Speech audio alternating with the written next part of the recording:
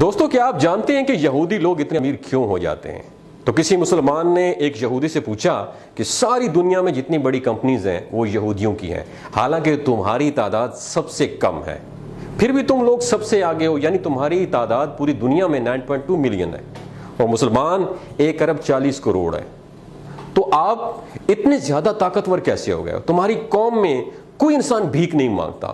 تو اس پر یہودی نے جو جواب دیا، آپ نے دماغ کی کھڑکیوں کو کھول کے وہ جواب سنا ہے۔ اس نے بتایا کہ ہم اپنی زندگی ان 3 اصولوں پہ گزارتے ہیں۔ نمبر 1، ہم اپنی زندگی علم حاصل کرنے میں لگا دیتے ہیں۔ نمبر 2، وہ کہتے ہیں کہ ہم اپنے بچوں کو بچپن سے ہی بزنس کرنا، تجارت کرنا سکھاتے ہیں۔ نمبر 3، ہم اپنے اندر بھائی چارگی پیدا کرتے ہیں، ایک دوسرے کو سپورٹ کرتے ہیں، اور یہودی دنیا میں کسی جگہ پہ بھی رہتے ہیں تو ایک دوسرے سے کنیکٹ رہتے ہیں، اور چاہے ہم کتنے ہی بڑے کیوں نہ ہو جائیں، ہم اپنے مذہب کے لیے صرف کام کرتے ہیں۔ اور ہم نے یہ ساری چیزیں، آپ کو پتہ ہے کس سے سیکھی؟ یہ یہودی کہہ رہا ہے، وہ بتاتا ہے کہ ہم نے یہ ساری چیزیں تمہارے نبی کریم صلی اللہ علیہ وآلہ وسلم سے سیکھی ہیں۔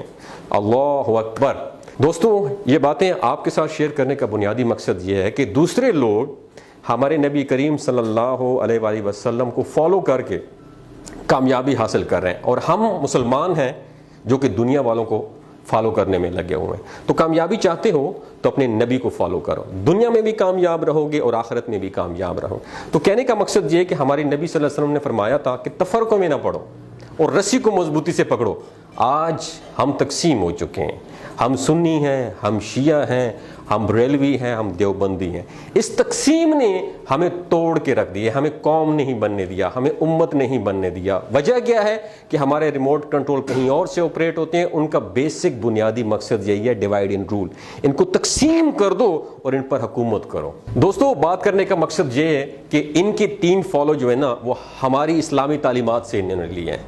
یہ بھائی چارگی کو اپناتے ہیں، ہمارے اندر بھائی چارگی بالکل بھی نہیں ہے، ہم بالکل بھی ایک دوسرے کو دیکھ ہی نہیں سکتے۔ ان کا دوسرا جو قانون تھا وہ یہ تھا کہ اپنے بچوں کو بزنس کرنا سکھاتے ہیں۔ ہم لوگ کیا کرتے ہیں؟ ہم اپنے بچوں کو نوکر بننا سکھاتے ہیں۔ اور تیسری بات، یہ ساری زندگی علم سیکھتے رہتے ہیں۔ میرا آپ سے سوال ہے، آپ نے سیلف ڈیولپمنٹ کے اوپر کون سی لاسٹ ٹائم آپ نے کتاب پڑھی ہے؟ آپ نے قرآن کو ترجمے اور تفسیر کے ساتھ کب پڑھا ہے؟ صرف ثواب کی نیت سے پڑھا ہے۔ دوستو، یہ کہنے کا مقصد یہ ہے، اپنی اسلامی تعلیمات پر غور کرو، آپ دنیا کی سب سے عظیم قوم بن جاؤ گے۔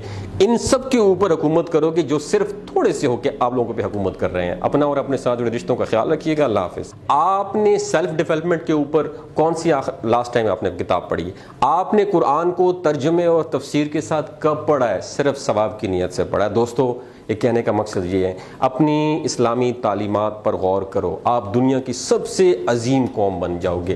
ان سب کے اوپر حکومت کرو گے جو صرف تھوڑے سے ہو کے آپ لوگوں پہ حکومت کر رہے ہیں۔ اپنا اور اپنے ساتھ جڑے رشتوں کا خیال رکھیے گا۔ اللہ حافظ۔